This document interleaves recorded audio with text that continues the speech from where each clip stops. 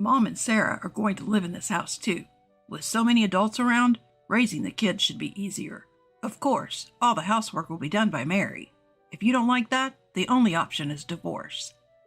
I was stunned that my husband thought he could manipulate me with the threat of divorce. I often wondered what he thought his worth was as a husband.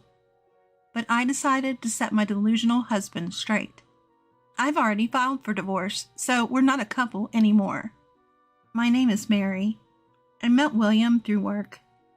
William was incredibly kind and gentlemanly while we dated, and I fell for him. But after getting married, William's true colors began to show. William had moved out of his family home when he started working and had lived alone for a while. He should understand the difficulties of managing a household, yet he pushed all the chores on me, even though we both worked. Whenever I suggested that we share the household chores, he would groan and refuse. He always argued that since he earned more than me, I should be responsible for all the housework, always evading his responsibilities. The thought of divorce crossed my mind several times, but I was already over 30. I feared that a woman over 30 with a history of divorce would find it challenging to remarry, so I put up with William's behavior. I knew that my grandmother had divorced when she was young and had lived a lonely life until her death. For me, the decision to divorce seemed like an enormous hurdle. By nature, I dreaded loneliness and wasn't ready to face a future on my own. This was the case even when my mother-in-law and sister-in-law, Sarah, treated me poorly. William's family lived near our house. My mother-in-law and Sarah often dropped by uninvited, spending time in our home as if it was theirs. William always said it was okay since they were family. He even gave them a spare key to our house, so they did as they pleased. Despite not lifting a finger to help, my mother-in-law and Sarah always had complaints. Complaining about dirt, saying they were hungry, the list went on. I asked William multiple times to tell them not to come over unannounced. William always dismissed my concerns, saying, "That's just the way Mom and Sarah are." When I finally broke down, telling him I couldn't deal with them anymore, he, for some reason, produced divorce papers. Wait, what? Are you saying we're getting divorced? It's not like that. It's just in case. If we have the divorce papers ready, you and I can split any time. If it bothers you so much, I'll ask my mom and Sarah not to visit often. We're having a baby soon. From now on, I'm putting you first. As a sign of my commitment, let's be ready to divorce at any moment. Honestly, I couldn't trust what William was saying. He always prioritized his mother and Sarah over me. He never really put me first. But with the recent news of my pregnancy, maybe William was starting to change. If he's serious about this commitment and wants to draft the divorce papers, then let's do it. So I filled them out with him. I hope we never have to use these papers. I'll change. William promised. I wanted to believe him, even if just a little. Probably because I remembered how kind he was when we were dating. True to his word, William called his mother and Sarah, asking them not to visit as often. It seemed he told them I was sensitive during my pregnancy and needed space. They seemed upset, but they understood for the sake of the baby. Life without unexpected visits from them was so much more peaceful. If I just stopped expecting William to help around the house, he was a considerate husband, especially with me being pregnant. I convinced myself that the problem was my expectations, so I stopped expecting anything from William. As long as he's trying to care for our family and me, that's all that matters. I didn't even mind doing all the housework anymore. Then, as my due date approached, I approached William with a request. William, there's something I'd like to ask. Can I give birth back in my hometown? Why do you need to give birth in your hometown? My hometown is a plane ride away. It seemed William assumed I'd deliver our baby here, but after much thought, I wanted to do it in my hometown. Since things were tense with his mother and Sarah, I felt it would be hard to rely on them if I needed help post-delivery. With my own parents, I could be more at ease and less stressed about the delivery. I hinted at these reasons, and after some thought, William agreed. But when I told mother-in-law and Sarah that I couldn't rely on them, I was shocked when they responded, "Why?" William had seen mother-in-law and Sarah barge into our home and constantly complain to me. This made me wonder if William even noticed or cared. It made me question if we could raise a child together. So when I went back home, I quietly took the already filled out divorce papers with me.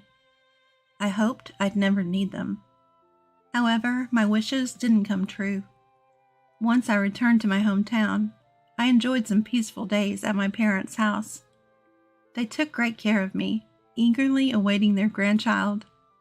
I occasionally video called William. We chatted about our unborn baby and our lives, enjoying our conversations. Then, the day of the birth came. I gave birth to our son with all my might. William couldn't come due to work, so I sent him photos and videos of our newborn. He always said he couldn't wait to meet our son over the phone. Out of courtesy, I informed mother-in-law, Sarah, and father-in-law about the birth. Only father-in-law responded, blessing us and offering help if we ever needed it. Mother-in-law and Sarah seemed to enjoy bad-mouthing me, but father-in-law always had my back. I got an unexpected call from father-in-law. The content was shocking, making me decide something significant. A few days after father-in-law's call, I arrived back in the town where William and I lived. William, having taken a leave, was waiting at home. We didn't have a car, so I took the train and bus back.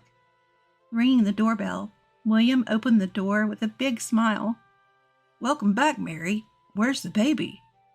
Expecting me to bring our child, he was surprised by my minimal luggage. Ignoring his confused question, I just said, "I'm back," and stepped inside. Inside the coat closet, several pairs of women's shoes confirmed that father-in-law's call was indeed true. "Why are there so many women's shoes here?" I playfully asked William. William responded, "Mom and Sarah are moving in with us. It'll be easier to raise the baby with more adults around. Of course, Mary will do the housework. If you don't like it, divorce is the only option." It seemed William had conveniently forgotten the promise he made to prioritize me above all else. The call I received from my father-in-law before returning here was a warning. Father-in-law had served as a public official for years and is now working 3 days a week in a re-employment scheme. Mother-in-law had always been a homemaker since they got married. However, as father-in-law started spending more days at home, she abruptly stopped doing the housework. Skilled at multitasking, father-in-law managed to juggle work and household chores.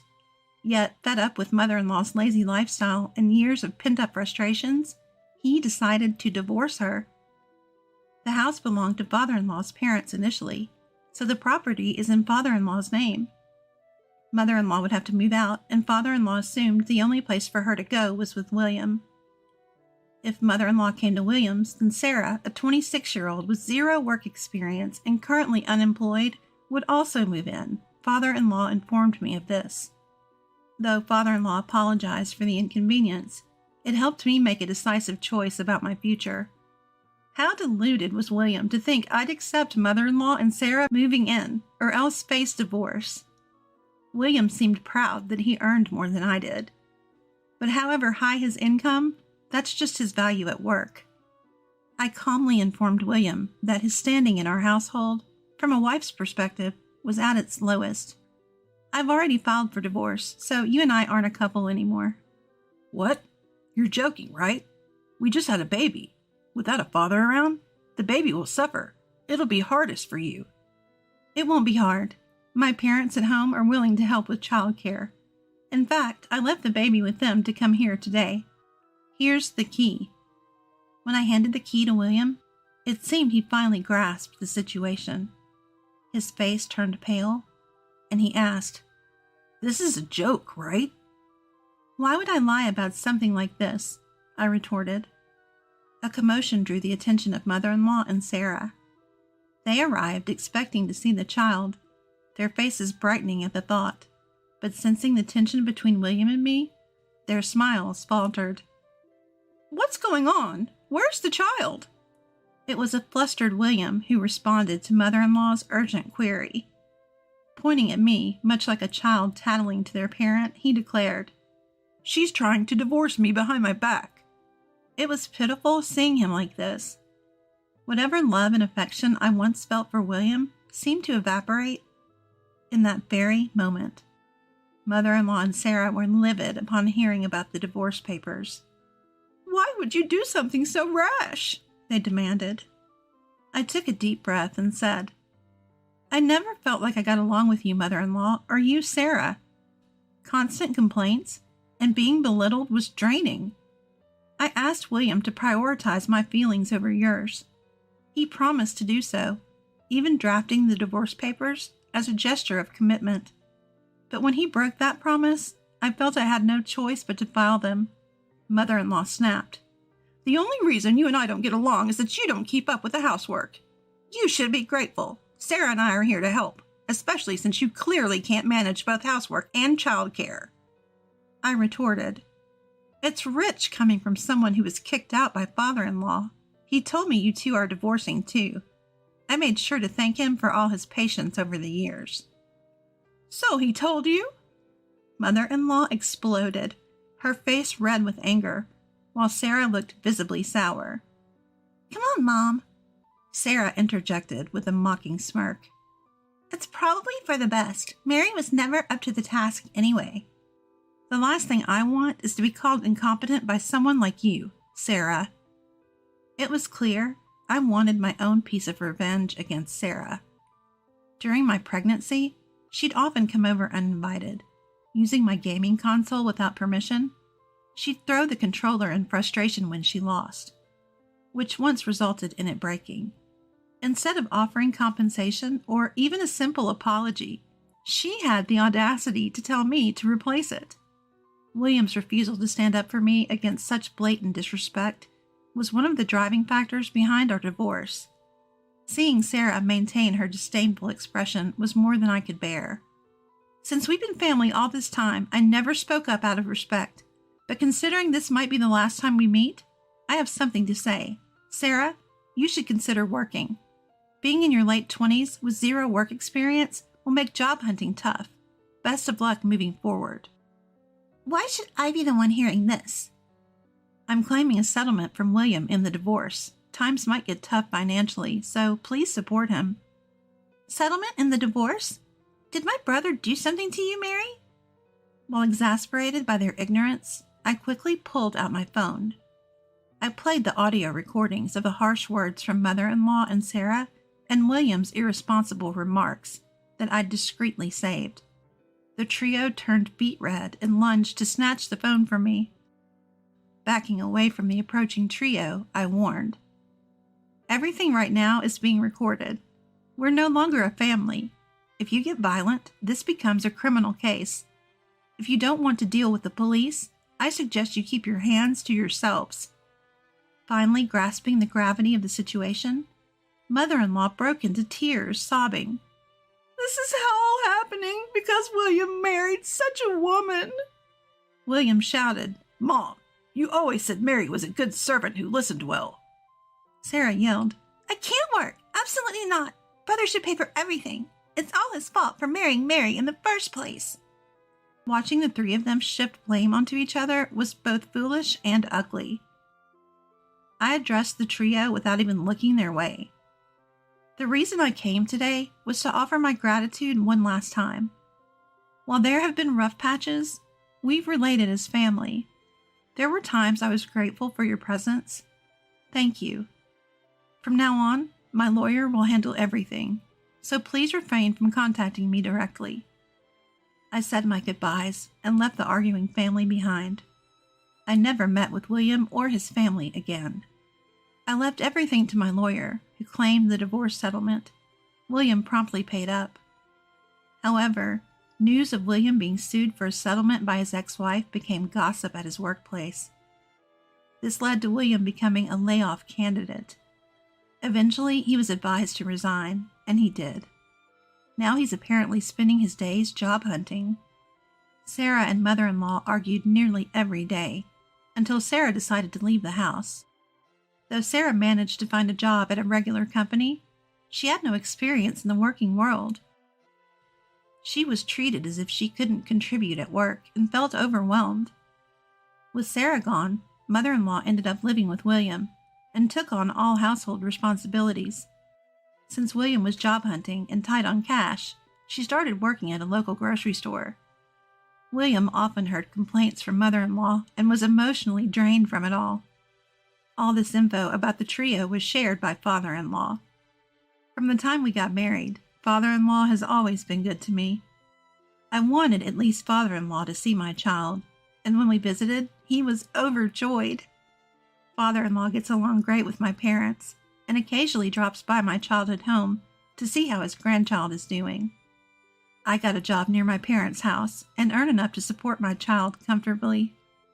My child is growing up healthy and active. Though I felt guilty for keeping my son away from his father, seeing him smile assures me that I made the right decision.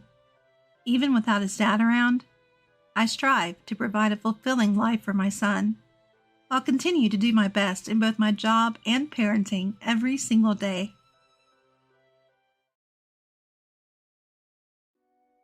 I hosted a dinner for my sons in-laws and our family.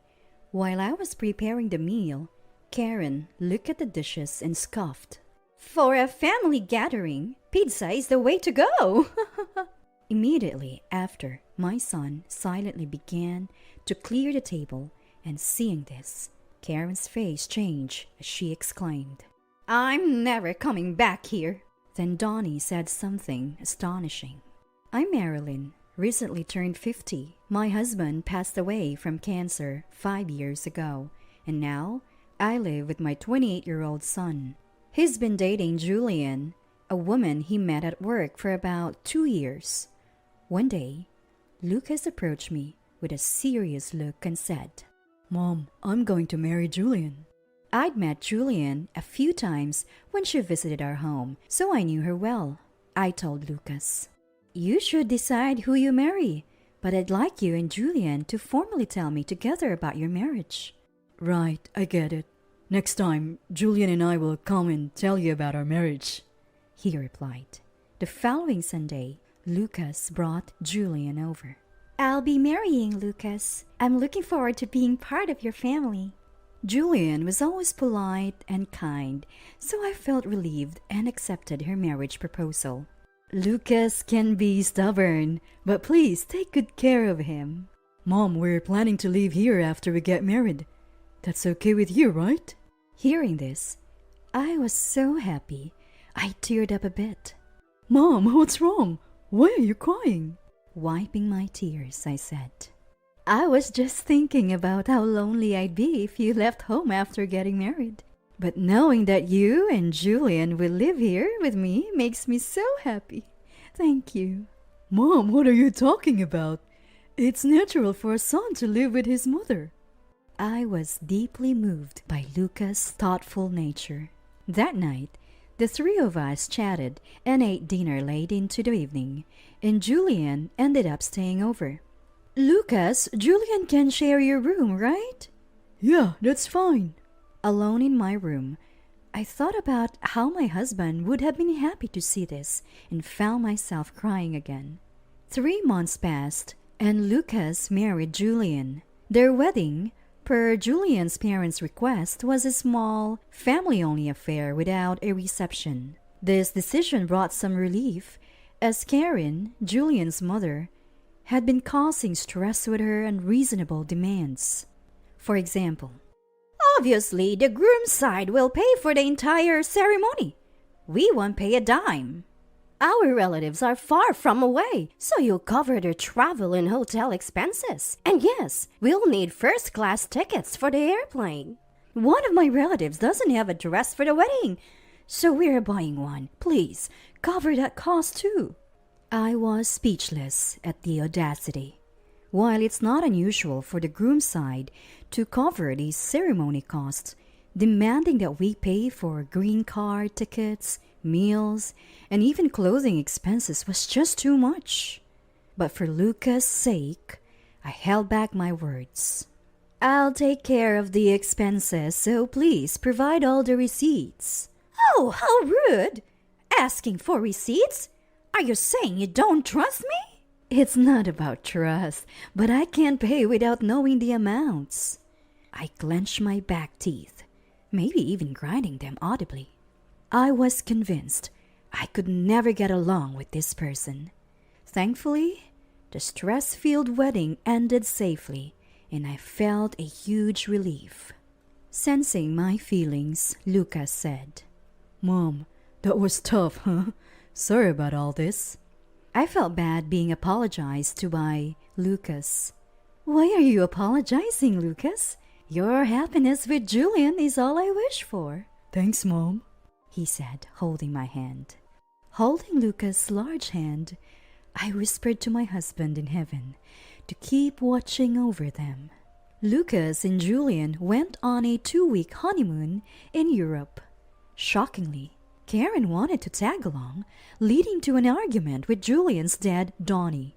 Eventually, Julian placated Karen with promises of lots of souvenirs. I was thrilled receiving photos and messages from Lucas on WhatsApp during their trip.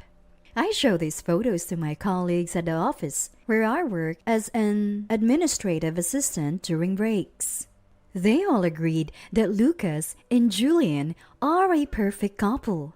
When they returned from their honeymoon, they first visited me with loads of souvenirs. Thanks for all these gifts. "It's nothing much. Oh, and this one is for Dad." Lucas had bought a tie for my late husband. I'm sure he's delighted in heaven. "Next time we travel abroad, Mom, you should come with us. Julian wants that too." Marilyn, let's definitely do that. Moved by their kind words, I teared up. Lucas, noticing, said, "Mom, you cry so easily these days. Is it because you're getting older?" He said with a laugh. "Maybe so. I am 50 now, after all." After Lucas and Julian went to their room, I placed the tie for my husband by his photo and whispered, "Dad, Lucas bought you a gift. He's grown into such a kind man. I'm so happy." In that moment, I felt as if I heard my husband's thank you from heaven. Later, Lucas and Julian visited her family home, but Karen seemed displeased. She erupted. Why didn't you come here first? I bet you gave them more gifts. How much did you spend on their gifts? "Mom, what are you saying? We didn't do that," Julian protested. You can say anything. I might just go check their gifts right now, Karen retorted. "Mom, aren't you embarrassed saying that?" Why should I be embarrassed, Julian? You've become so cheeky. Brainwashed by that man, perhaps? Unable to bear it, Donnie interjected. "Karen, enough! What are you saying in front of Lucas?" Karen, enraged by Donnie's comment, accused. I'm saying this because of him. He married Julian for our family's wealth. I should lock everything valuable up. Lucas, called a gold digger, stayed silent, finding it all too ridiculous. But Julian, hurt by Karen's harsh words, broke into tears. Mom, please, just stop, she begged. Following her, Donnie added, "Right, why does Karen always have to badmouth Lucas and Marilyn?" It's not bad-mouthing. I'm just telling the truth. And you never think about anything? Always just TV and newspapers. Donnie finally exploded in anger after Karen's repeated insults. "Enough! Just stop talking and go to the other room." It was rare for Donnie, usually so reserved, to raise his voice in anger. Karen was shocked and started crying. Seeing them, Julian also shed tears. Lucas gently put his arm around Julian and said, "Julian, maybe we should head back home." She nodded faintly, and they returned to my house. "You're back early?" Lucas told me what happened at Julian's family home. Listening to his story, Julian teared up and then turned to me. I'm sorry for my mother causing trouble for Mr. Lucas. Hearing this, Lucas turned to Julian. Don't have to apologize for anything, Julian. It doesn't bother me at all. Cheer up. Exactly. You shouldn't worry about it, Julian. But I wonder why Karen would say such things. Julian just stayed silent. I know, right? It's not something to say in front of Julian. She's a bit off, that one. I'm sorry. You don't have to apologize, Julian. Julian remained tearful for a long time. The following Friday, Lucas told me, Julian's parents are coming over next Sunday. Are you okay with that? They might say a lot again. I'll prepare for it. Make sure to ask Julian what her parents like to eat. Got it. That day, Julian told me Donnie and Karen's favorite treats. Sorry, it's all sweets, but they're in a good mood when they have them, Julian said with a smile. Then Sunday arrived. Julian's parents came by taxi in the evening. Greeting them at the door, Julian said, Did you take a taxi? Wasn't it expensive? It's only a 10-minute walk from the station. It's not big deal. Marilyn will pay us back for the taxi fare anyway. Here, this is the receipt. Karen showed the taxi receipt. When Julian and her parents entered the living room, Karen looked around boldly. Seeing me, she said, Here, this is for the taxi fare. And tell the driver to keep the change. Reluctantly, I took the receipt from Karen. Donnie, watching this, frowned and said, Karen, don't be so disgraceful. Karen glared at Donnie. What's disgraceful about it? We're at our daughter's fiancé's house. It's only natural they pay for our taxi, or you could pay for it. Donnie, faced with Karen's words, looked annoyed but said nothing. I had my doubts about paying the taxi fare, but didn't want to cause a scene, so I paid as asked. I received it, but you know, it's common sense to bring your own money for such things. I wanted to say I had never heard of such a common sense, but I held back. After that, I decided to get dinner ready right away. I arranged a sweet-themed meal, just like Julian had told me. Upon seeing the spread, Karen's eyes lit up and she exclaimed, Oh, this looks delicious. I haven't even tasted it yet, but I can tell just by looking. Yeah, let's eat.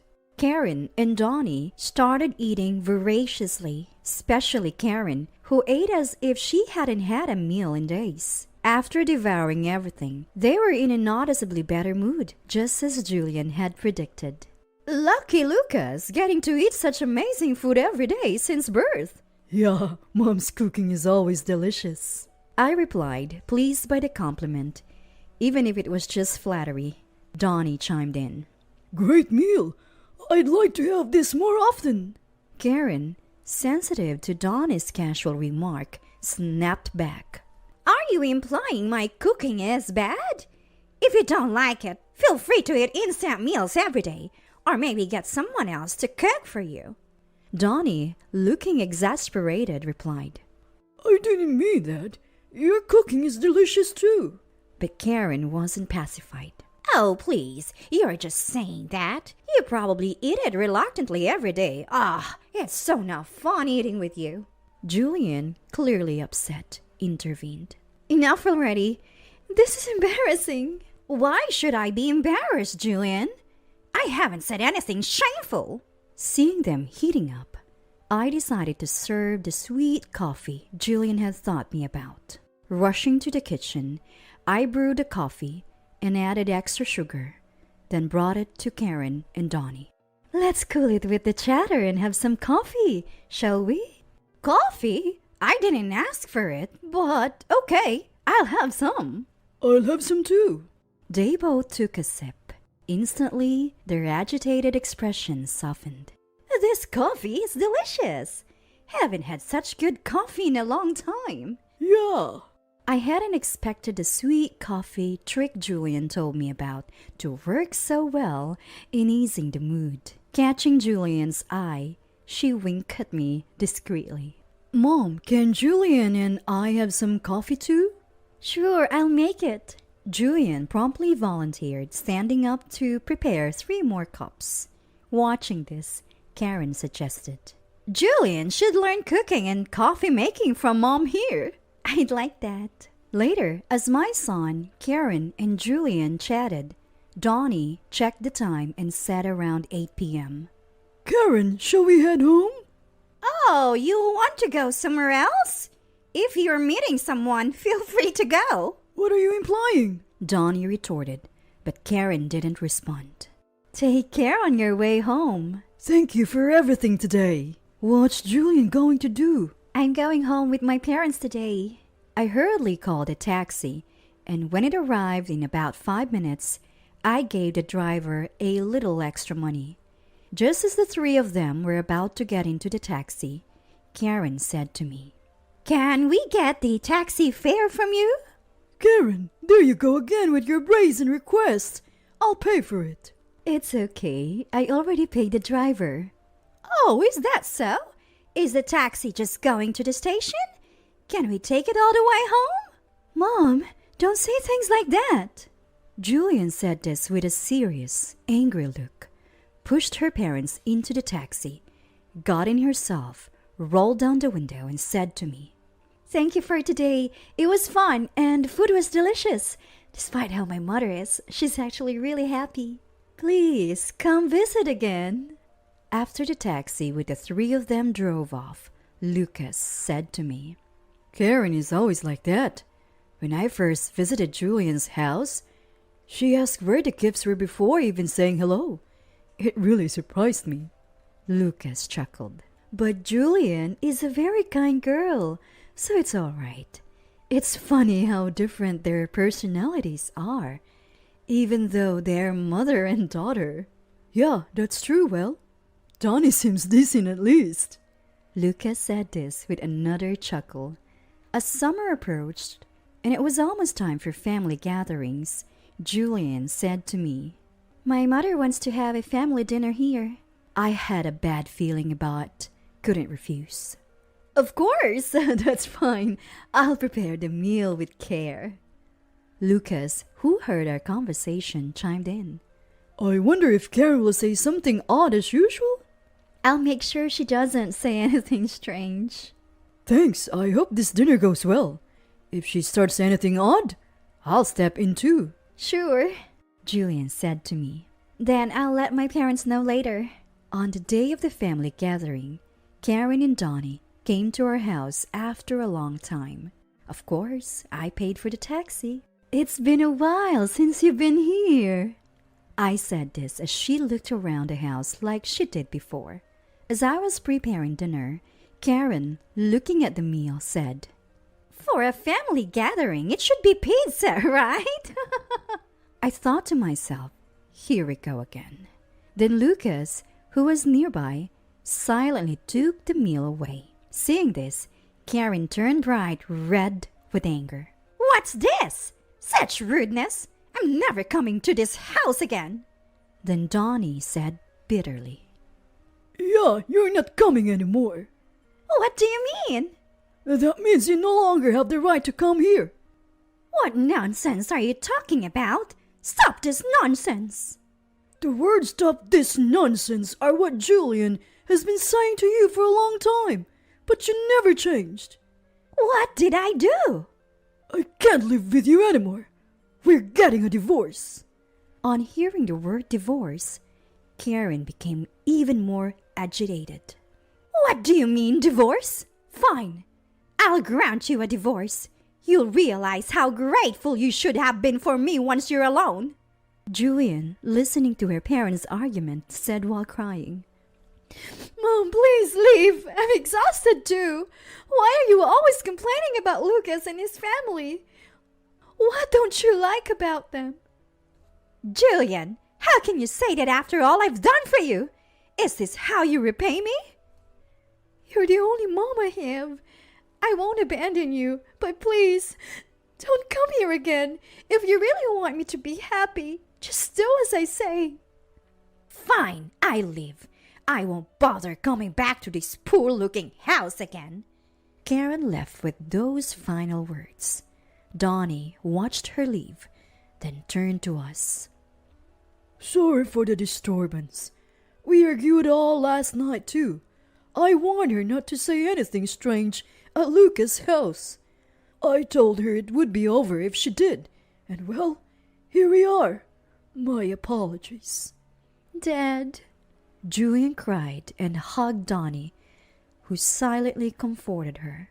Donnie, are you sure about this? Yes, it's final. She didn't keep last night's promise. I understand, Julian said through tears. It's sad, but she never listened no matter how many times we told her. Let's not dwell on this. Let's eat. I'll bring the dishes from earlier. I'll get them. Julian stood up and brought back the dishes she had taken away earlier. Let's eat? Yes, let's. Let's eat. Please enjoy your meal at your own pace. I'll bring you some coffee afterward. That delicious coffee? Oh, I'm looking forward to that. And so, the evening meal turned into a joyful occasion. 3 months passed. Donnie came to our house and officially reported that he and Karen were divorced. Then Donnie said, She seemed to have wanted to divorce me from the start, thinking it would be disadvantage her to initiate the divorce. She kept making trouble statements on purpose. Her plan was to say awful things to Marilyn and Lucas, spark an argument with me, and then use that as a reason for divorce. How did you find that out? As soon as we divorced, she started living with a man I didn't know. A despicable woman. Oh my! She was having an affair, wasn't she? So I told her, give me a compensation settlement for the divorce. And she promptly transferred enough money to buy a luxury car. The other man must have been wealthy. Well, it seems like the man has already taken advantage of her. Oh dear. It turns out he grew tired of her and left. And when he did, he took all her valuables. Rich people sure are stingy with their money. Now she's penniless, living in a cheap apartment and working on a cleaning job at a nearby supermarket. Oh my! I spoke to her recently. She's lost weight, probably due to the unfamiliar work, and I had a vacant look in her eyes. Does Julian know about this? Yes, I told her. Julian used to be concerned about her, but when she learned about the affair, she felt disappointed and scornful. Is that so? I think it's for the best. Perhaps as long as Lucas and Julian are happy, that's all that matters to me. Right. The following month, an elderly woman visited us. It was Karen, but she was so thin and haggard that she looked completely different. Please let me live here with Julian. I have no money. I'm sorry, but that's not possible. Please leave. After Karen left, I made sure to lock the door securely. That night, Julian was smiling happily. Oh, what's the good news? Julian, still smiling, said, I went to my OBGYN today. The doctor says I'm 3 months pregnant. The moment I heard those words, tears welled up in my eyes. I want a boy, but Julian wants a girl. What do you think, Mom? I'm happy with either. Don't think I'm grateful just because you paid that much money.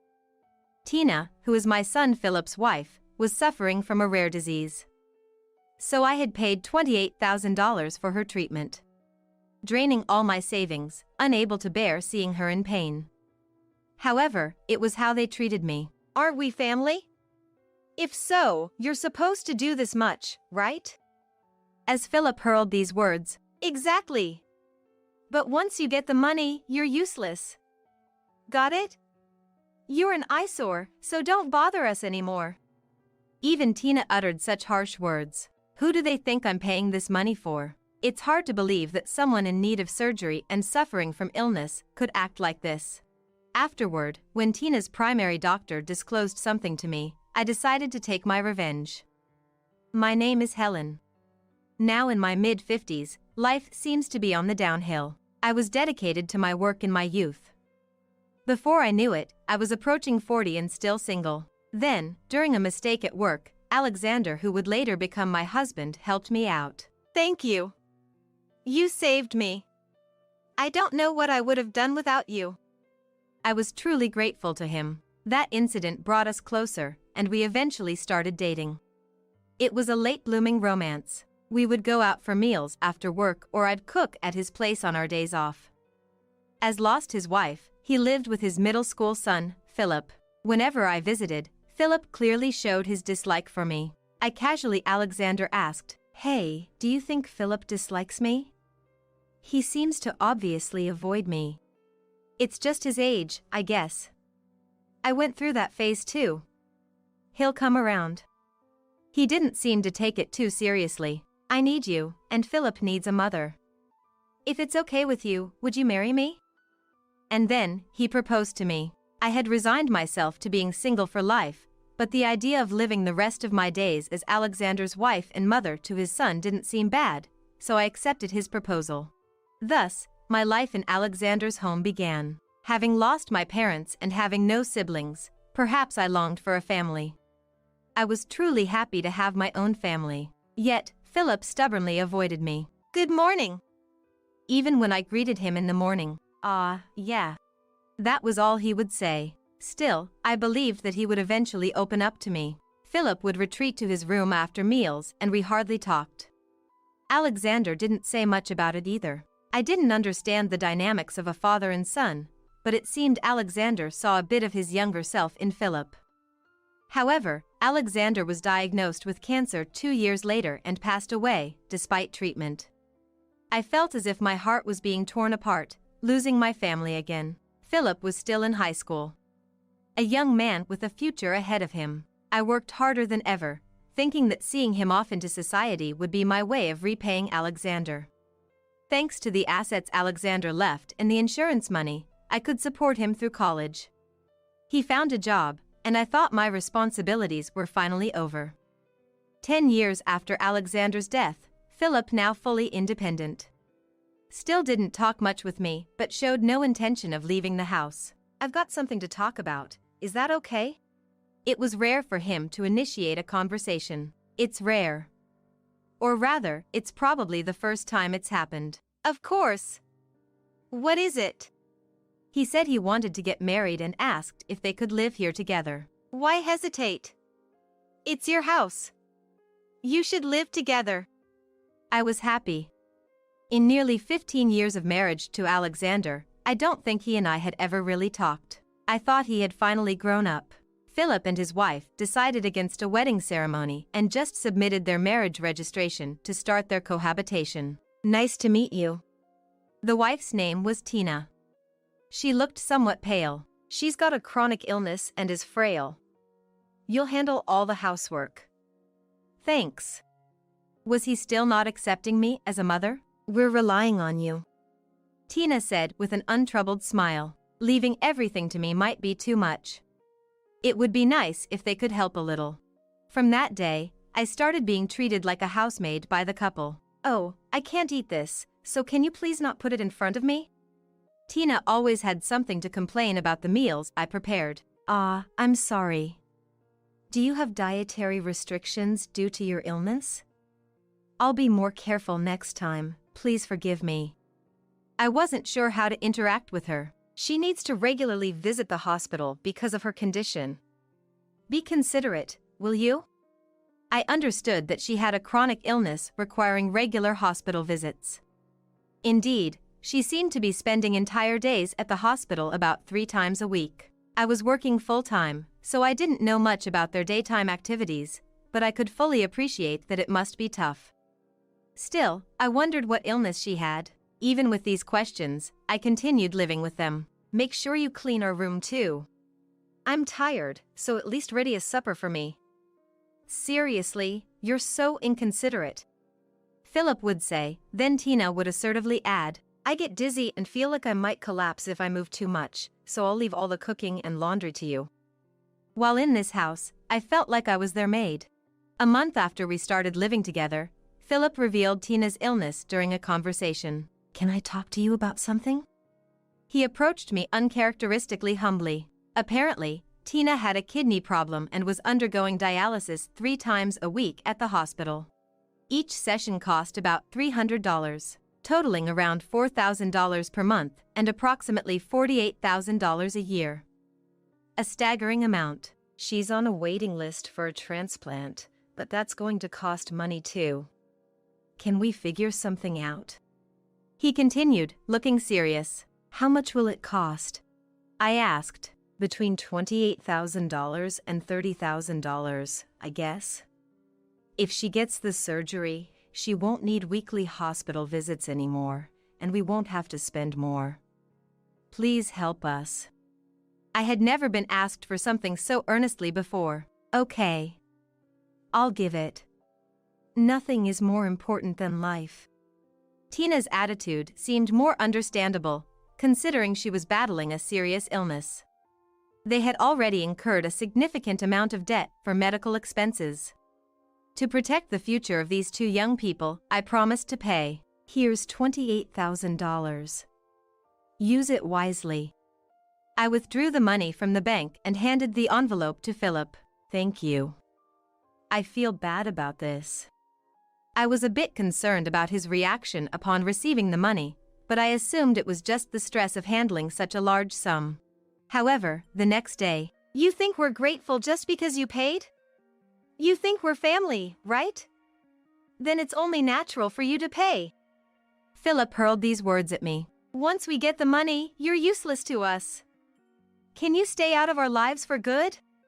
Tina continued, her face pale. "Honestly, can you leave our house soon? I've been tolerating you so far, but you're just an eyesore." I couldn't believe these unexpected words from Philip.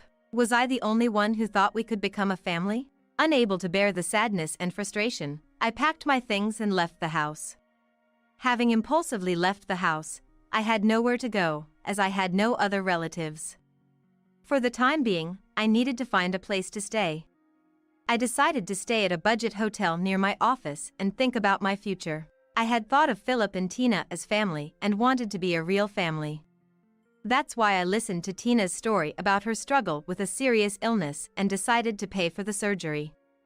I was carried away by emotion and handed over a large sum of money, but when and where would the surgery take place? Was it even confirmed? I often heard about waiting lists for transplant surgeries, but wasn't that usually for hearts or something similar? The more I thought about it, the more I realized I hadn't been informed about any crucial details.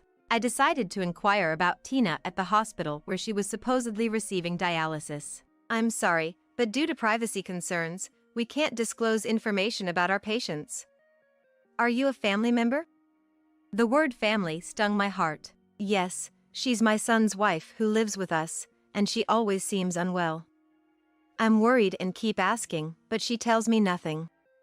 Even though I insisted, the hospital couldn't provide any more information. I contacted several other hospitals that seemed relevant, but again, patient information was not disclosed. However, I learned that dialysis treatment is indeed expensive. But there are subsidy programs available that reduce monthly costs to around $100. If that's the case, Philip's claim of being burdened by debt from treatment costs seems very dubious. Upon reflection, many questions arise. Why didn't I realize this sooner? In my eagerness to be liked by them, I had lost sight of myself. I decided to hire a private investigator to look into their backgrounds. I felt guilty for suspecting my own family, but I was concerned about the whereabouts of the $28,000 I had given them. If it truly went towards surgery costs, that was fine. But if they treated me as a nuisance, I could write it off as severance money. I searched online for a detective agency and visited their office. The private investigator listened intently to my story. "So, you want to know if your son's wife is really undergoing treatment? Is that it?" The investigator asked. "Yes." They suddenly changed their attitude and kicked me out of the house right after I gave them money for the surgery. I replied tearfully, "That's terrible. Perhaps they were after your money from the start? I'll look into it, so please leave it to me." The private investigator assured me with a gentle smile. To reassure me, he answered with a gentle smile. I decided to wait for the results of the investigation, feeling anxious. It took about 2 months, but I finally got a call from the detective agency. Since it's not feasible to stay in a hotel for months, I rented a reasonably priced house nearby and started living alone. Let me start with the conclusion. Tina does not seem to be undergoing artificial dialysis treatment. Hearing that, I felt as if something that had been nagging at the back of my mind had been resolved. So, what about her pale complexion and the hospital visits? I asked him. It seems she does have symptoms of anemia, but nothing immediately life-threatening. What a revelation. I was speechless at his report. Does that mean everything, except her complexion, was a lie? What about the money needed for surgery? In response to my question, he said, "It seems they just wanted money to have fun. They were borrowing from all over, you know? Looks like they took advantage of your kindness and deceived you." The shocking investigation results were reported calmly by him. Anger welled up from the depths of my heart. I was genuinely concerned, and to think Philip and Tina exploited that for their gain infuriated me. I decided to stop showing unnecessary concern. No matter how much I invested emotionally, they were ultimately someone else's children. I thought I had devoted myself for nearly 15 years, but that feeling suddenly cooled. From that day, I began plotting my revenge. Some time passed, and Philip repeatedly called my mobile phone, but I completely ignored him. Half a month later, when the time seemed right, I responded to his call as if nothing had happened. "Oh? It's been a while. Has Tina's surgery been scheduled? Is she doing well?" When I said that, "What the hell is going on? Since the other day, real estate agents and surveyors have been coming and going, and I thought it was strange. Then I hear this house is on the market? This is my house, isn't it? Who said you could sell it?" he was furious. His voice through the mobile phone was so loud it almost hurt my ears. "Your house?" "No, it was built by Alexander. And now, I'm the owner. You essentially evicted the landlord. I don't need to live there anymore, so I decided to sell it and buy another property. You better start looking for a new home." As I said so, his voice grew even more furious. "How dare you? This house was built by my father, so it should be mine now that he's gone. What right do you have to claim it, coming in later?"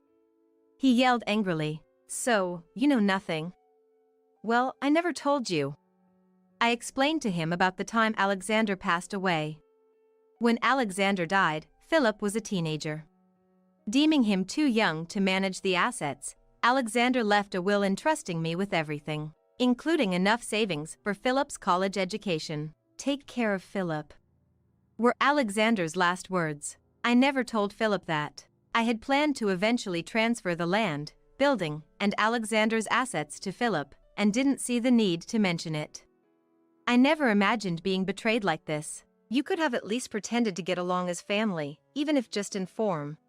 Then, eventually, it could have been yours," I said with a tinge of regret. I had truly wanted a genuine parent-child bond, but that dream had ended. "Or are you planning to buy the land and house yourself? As a family sale, I might give you a discount." I teased Philip. "It was supposed to become mine in the first place, right? Just transfer it to me already." He replied irritably. "Whether it's a gift or transfer, it's not free, you know? Understand? Driving me out was a mistake." I was determined not to back down. "The $28,000 you took from me, that wasn't for surgery, was it? I had everything checked. The story about Tina needing a transplant surgery to survive, being on dialysis, all lies, right? Just to get money for yourselves. I'll never forgive you." As I declared so, "Wait, hold on. She really is frail. You have to believe that." He started to panic. "Even that is just a case of severe anemia, not immediately life-threatening. Be prepared." I will get back the money you scammed from me," I said firmly. Then he retorted, "It's all nonsense. Besides, we're family, right? There's no way this can be fraud." "Family, you say? How can you even say that?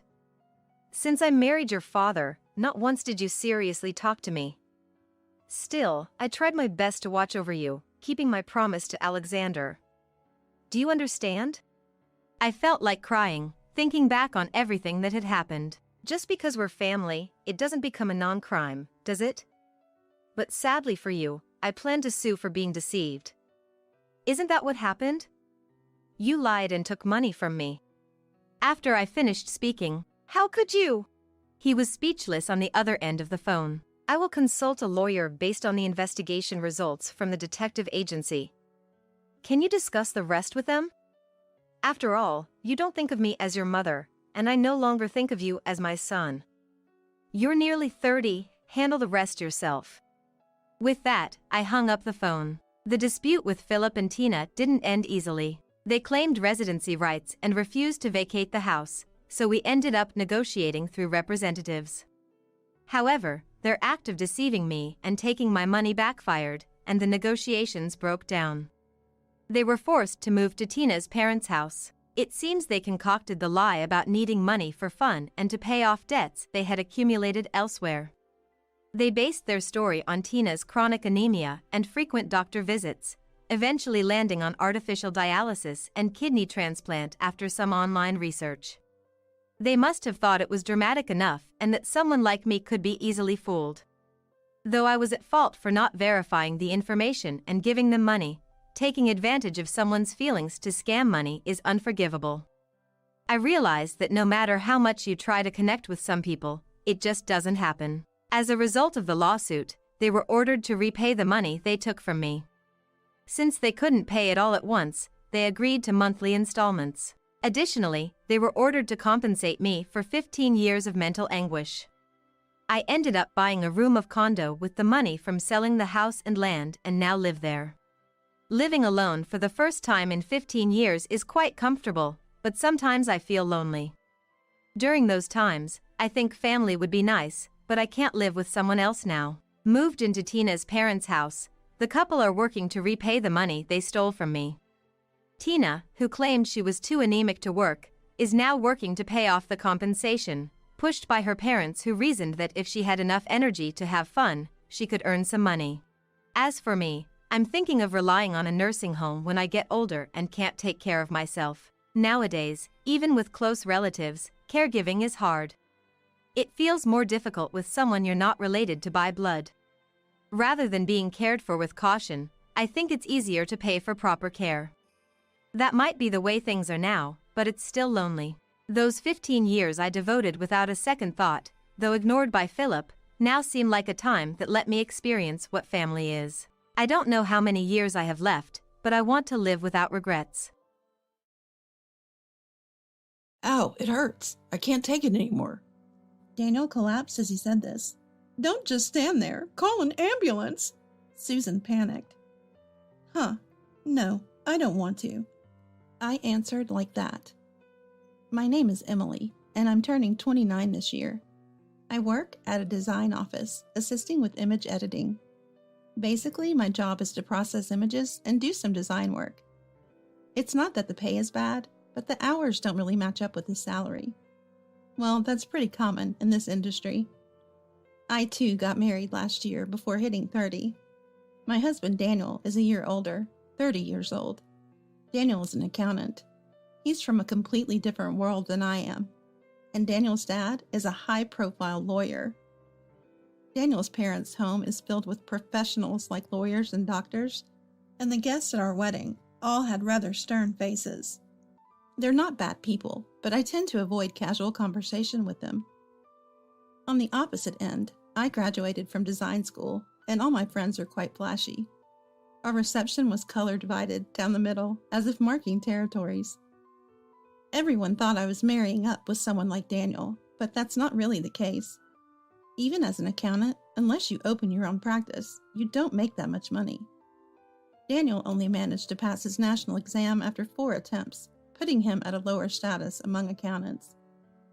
Of course, he hasn't started his own practice.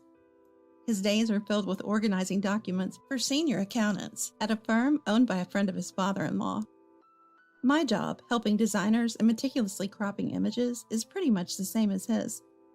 But together, we make enough money, and being an accountant is a stable job.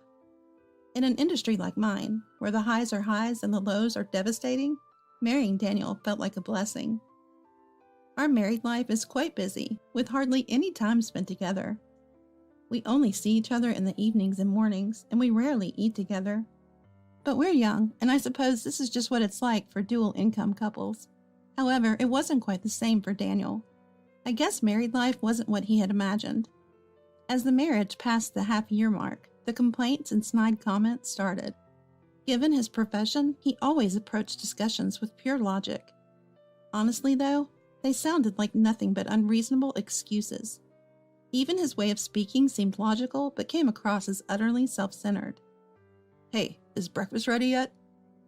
"Didn't you ask last night what we'd do for breakfast? You didn't decide then, so how could it be ready?" "I decided a moment ago, didn't I?" "A moment ago isn't literally just now. Do you really think I can prepare it that quickly?" "You're useless, I swear. You wouldn't last a day in my office." "I'm not an employee at your office, Daniel."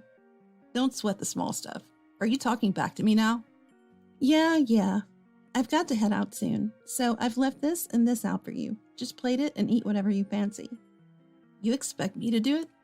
This is because your planning is terrible, right?" "My planning? Maybe if you could make a decision for once." "What a nasty woman, always having to have the last word." I left the house listening to Daniel's complaints.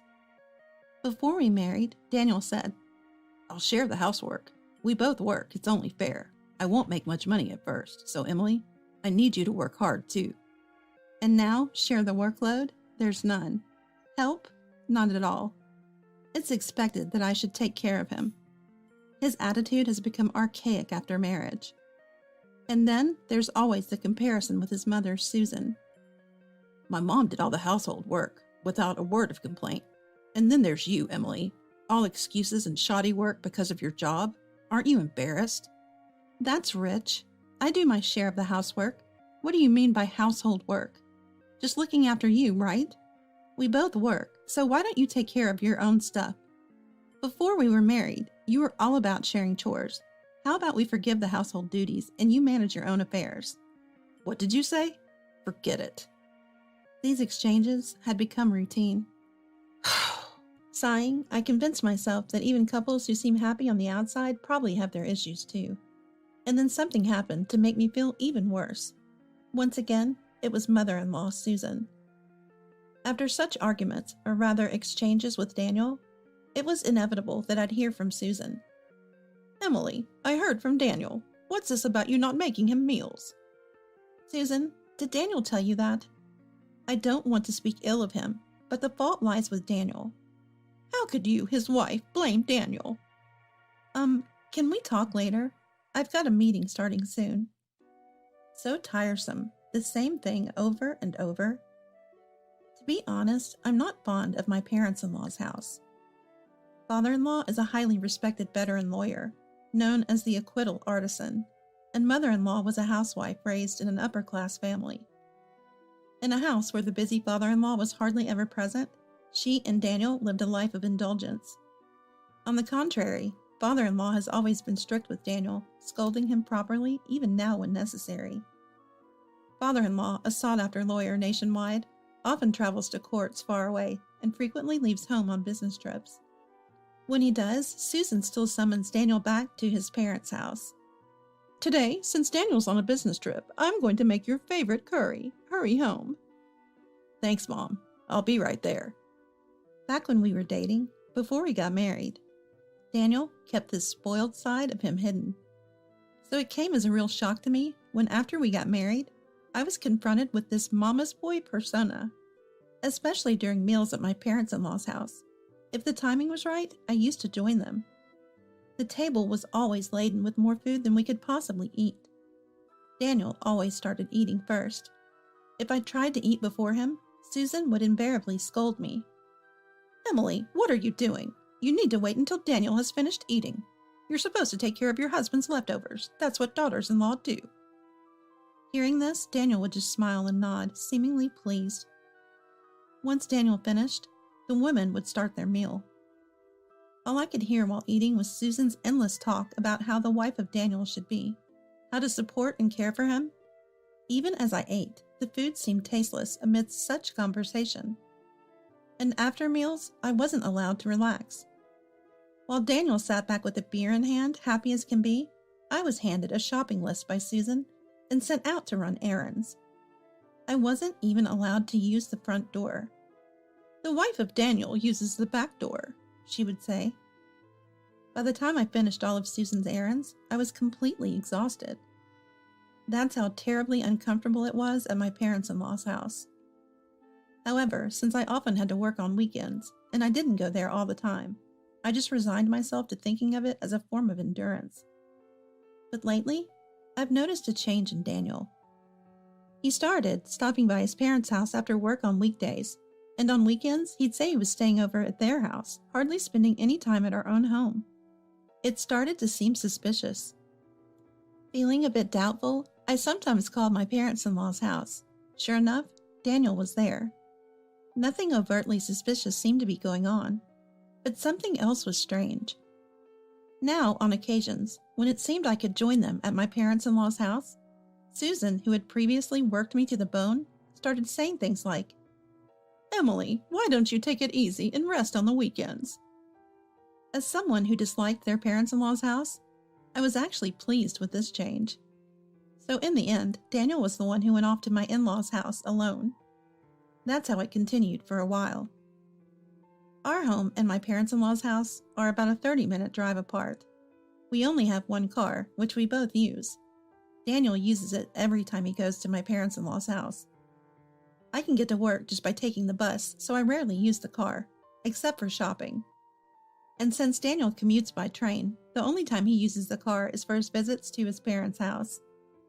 One day, I went shopping alone, in that car. Then, I noticed a long strand of hair on the passenger seat. Huh? I have a short haircut, and this long hair isn't mine. I don't remember letting anyone else in the car. Could it be? Is he cheating? While I had that thought, I also wondered when he would have the time. Lately, Daniel has mostly been at my parents-in-law's house, except for work. He spends weekends there too, and there's no sign of him going out at night, so it doesn't seem like he has the time to cheat. So I asked Daniel about it. "Hey, you've been hanging out at Susan's place a lot recently. What are you up to?" Why are you asking me that all of a sudden?" "Well, you're there on weekdays, and even stay over on weekends. I was just wondering what you do all the time." "It's nothing much, just relaxing, studying. There's a lot of law books at the parents' house, right? Even as an accountant, I need to have a broad knowledge, so I study there." You're quite the studious one, aren't you?" Yeah, I guess." Something feels off.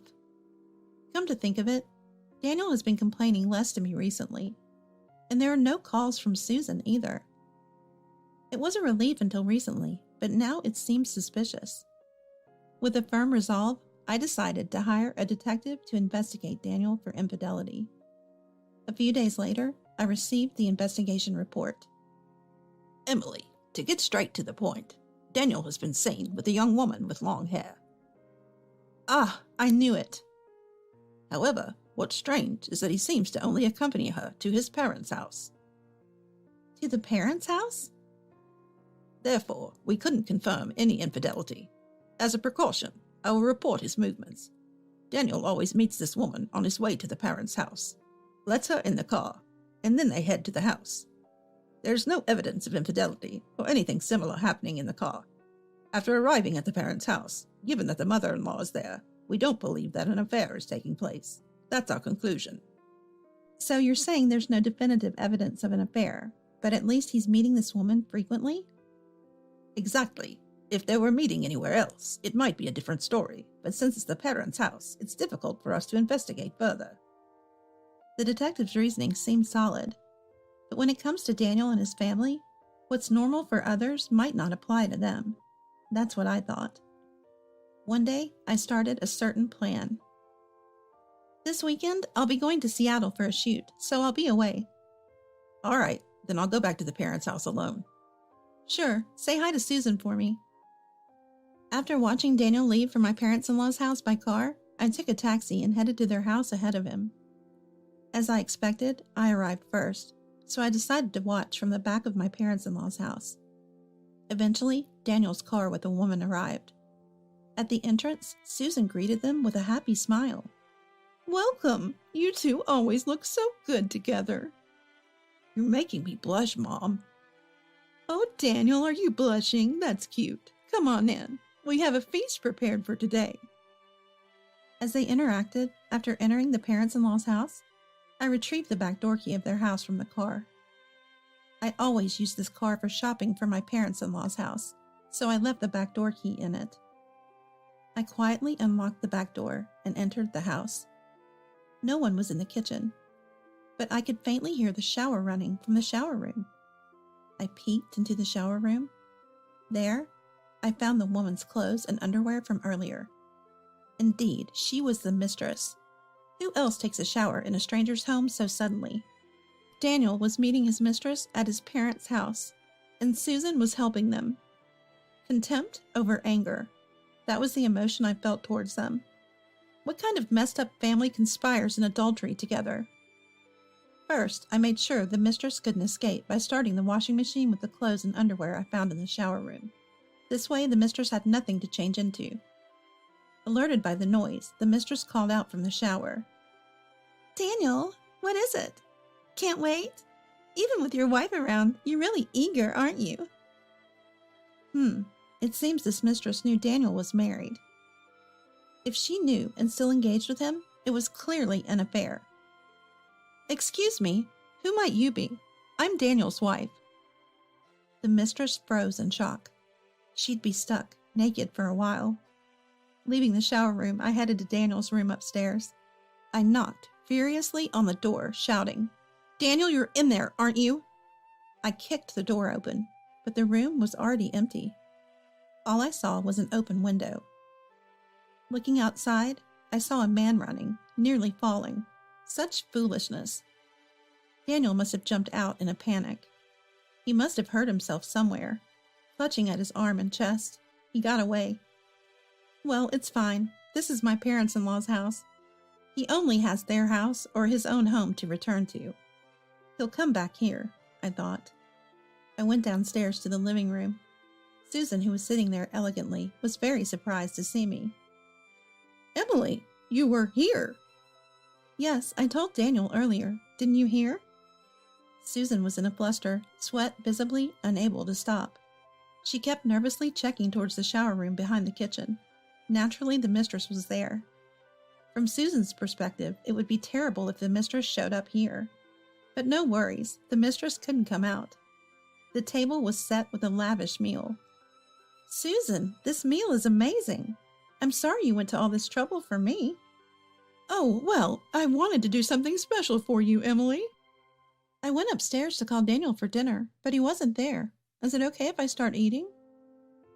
Of course, of course. Go right ahead. I wonder where Daniel could have gone off to. Susan hurriedly dialed Daniel's number.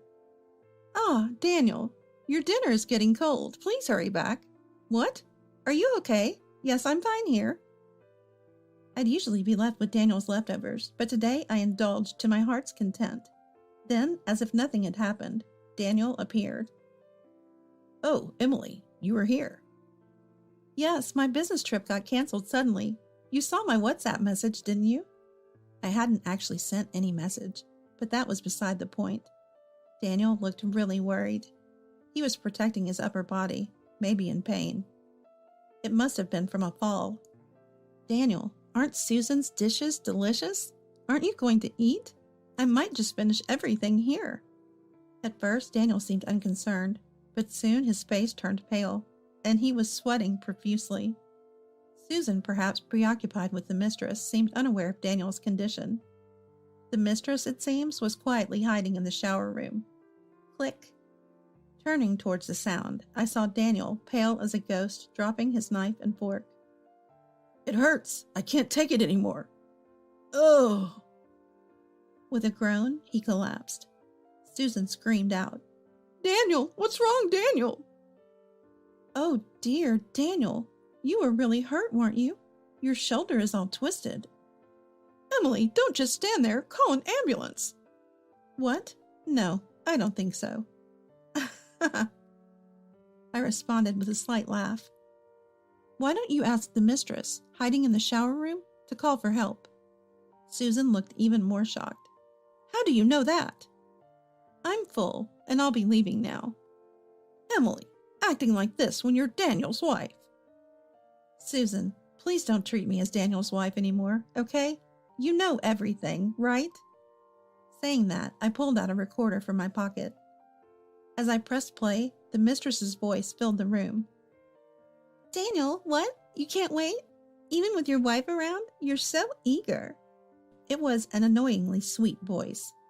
Susan turned bright red and looked down. Defeated, she called the ambulance herself. Soon after, we could hear the siren of the ambulance. The paramedics were administering first aid, and while Daniel regained consciousness, he couldn't talk or walk due to the intense pain and was carried out on a stretcher. I had no intention of accompanying him, so I headed to my car. Just as I was leaving, a middle-aged couple rushed in with great urgency. What's going on here? Are you holding my daughter captive? She called us for help. They seemed to notice the ambulance. What's this ambulance for? What happened? It appeared to be the mistress's parents-in-law. The mistress must have called for help using the mobile phone she left in the shower room. But to lie about being locked in, well, this mistress wasn't your average person either. Daniel and Susan hung their heads low in shame. Where is my daughter? Aren't you her fiancé? What's this about being held captive? The mistress's dad pressed in on Daniel, who was on the stretcher. It seemed he just then became aware of my presence. Excuse me, who are you? Me? I'm Daniel's wife. What? That can't be right. Daniel is supposed to be single. No, Daniel is my husband. The confusion was written all over the mistress's parents-in-law's faces. Daniel, you had a family? You were seeing my daughter while married? Without heeding the paramedic's restraint, mistress's dad yanked Daniel from the stretcher. Father-in-law, it hurts. It's really painful. He might have had a broken shoulder or ribs for all we knew. Daniel wailed in pain. Mistress's mom was also screaming. This isn't what we agreed on. Susan, what is going on? It's not like that. It's different. While witnessing the hellish scene, I left my parents-in-law's house. Of course, I never went there again. Later, my divorce from Daniel was finalized. I demanded alimony from Daniel, Susan, and the mistress in the divorce proceedings. I had been curious why the mistress's mom was so familiar with Susan, but it turned out Susan disliked me indeed, introducing Daniel to a friend's daughter. She had lied that Daniel was a once-divorced bachelor at the time. Law is a tricky beast. It turned out that Susan's tolerating Daniel's infidelity didn't seem to qualify as a reason for claiming compensation. So I claimed for the repeated emotional abuse from Susan instead. The emotional abuse that the parents-in-law claimed by their daughter was as ignorant as they were about Daniel's marriage, just deceived. But when I played the audio from the shower room, they agreed to a lump sum compensation. Emotional abuse she knew about Daniel's ongoing marriage when she started seeing him. Yet driven by a desire to marry an accountant like Daniel, she dove into the affair. As expected, Daniel and Susan refused to pay the compensation. So I turned to father-in-law's office for resolution. That seemed to do the trick, and they paid up promptly. Father-in-law, upon learning all this, was furious. He divorced Susan quickly and cut ties with Daniel. Daniel had always lived under father-in-law's management. He had to quit the accounting firm and, unable to find another job, he's now apparently working part-time at some restaurant. All that effort to pass the exams and get his qualification 4 times over seems pretty foolish now. Susan apparently started a part-time job too, both living a life of poverty. Now I reflect on my inability to judge people correctly. That feeling of discomfort at the wedding never did go away. Recently, I've been given more responsibility in design. First things first, work. I'm building a life where I don't have to worry about my partner's title, just living my life. And today, as always, I keep pushing forward. Something's off. In the locker room at work, my colleague Stephanie spoke up. When I asked what happened, she said that she didn't have enough money in her wallet. Come to think of it, I felt the same way recently, but I thought maybe I just miscalculated because I had locked it. We both tilted our heads in confusion. My name is Jennifer. I'm a 42-year-old part-time worker and a housewife. I live with my husband and child. I've been working at the supermarket for 5 years. The workplace is a small supermarket. The owner started the store, and there are 2 other supermarkets of the same scale. There's a separate store manager, so the owner isn't always around, but he's a friendly guy who sometimes comes in to greet even the part-time staff. Since the store is small, everyone knows each other's faces and names, and part-timers generally get along well. Stephanie, who joined around the same time as I did, is a year younger, and we became close after discovering our kids are in the same class. We started our part-time jobs around the same time, and now we even go to cafes and take our kids out together. The other day, Stephanie and her child came over to play, and the kids were engrossed in their recent favorite role-playing games. I'll have this, please. That'll be $10. Watching the kids play like this always warms my heart. One day, a cute woman named Amanda joined our workplace. She's 32 years old. She looks younger than her age and is quite cute, so she's popular among the male employees. At first, we thought Amanda was a nice addition to our team, but that changed within a week. While she keeps up her pleasant demeanor around the male employees, her attitude toward us is terrible. She readily blames her mistakes on us and often chats with the male employees instead of working. Although no one from the staff has addressed this, we've decided just to focus on our own work. We've even mentioned it to the store manager, but nothing came of it. Amanda is married, but apparently doesn't have children. I'm not particularly interested, so I don't know much more than that. However, I recently found out she likes the bakery next door. Next to the supermarket, there's a small bakery run by a husband and wife team, and I often stop by to pick up some bread on my way home from work. The bread is delicious and affordable, making it easy on the family budget. Plus, the kids absolutely love it. I've run into Amanda there before. Even though our eyes met when I greeted her, she ignored me, so I've decided not to speak to her anymore. Despite this, while I was eating lunch in the break room, Amanda came in with the store manager. "Hey Jennifer, are you going to the bakery next door again today?" She asked this in a strangely familiar tone. "Huh?" I managed to keep my surprise to myself and responded with a forced smile. Watching all this, the manager turns to Amanda and praises her, saying how amazing it is that she can get along so well with the other part-timers, as if that's something to be praised for, like we're in elementary school or something. Observing all this, I couldn't help but feel that the manager and Amanda seemed oddly close. I wanted to say, she always ignores me, even when I say hello, but I decide not to. No need to make an enemy. When men are around, Amanda suddenly becomes friendly to us as well. To those who don't know the situation, it might even seem like she's everyone's idol. From our perspective, it's hard to see why, but I suppose some people are easily fooled. Sometime later, as I was finishing my part-time shift and opening my locker, Stephanie, who had also entered the locker room, spoke up. That's odd." She was looking through her wallet, and out of concern, I asked her what was wrong. "What happened?" Stephanie mentioned that she felt like some money was missing. Come to think of it, I had a similar feeling the other day. But the only places I would leave my wallet are at home or in this locker room. I always lock my locker, so it's hard to believe a family member would take it. So I had brushed it off as a misunderstanding. Upon telling Stephanie about this, we both grew uneasy. Theft in such a small supermarket? It's not like our wallets were completely empty. $100 bills and coins were still there. It was just that the number of $10 bills seemed a bit off. We didn't want to cause a commotion over what might just be a misunderstanding. So Stephanie and I decided to keep an eye on the situation and report to each other if anything else happened. We did consult the store manager, but he dismissed it as likely confusion and didn't take it seriously. Since then, we've been cautious not to carry much cash in our wallets. Exactly 1 week later, as my part-time shift ended, and I headed to the locker room with Stephanie, I had the distinct feeling that something in my locker had been moved. Upon checking my wallet, just as I suspected, the $10 bills were missing. Stephanie hastily checks hers and reported the same. It was also a Wednesday last week. The staff who work on any given day are pretty much fixed, and our supermarket holds sales on Tuesdays. Consequently, customer traffic and staff numbers are generally lower on Wednesdays. The people who work on that day are Stephanie, Amanda, the store manager, and a few male employees. Only Stephanie, Amanda, and I use this women's locker room. Amanda usually leaves a bit before us, so she would have the locker room to herself. It would be possible for her to commit the act.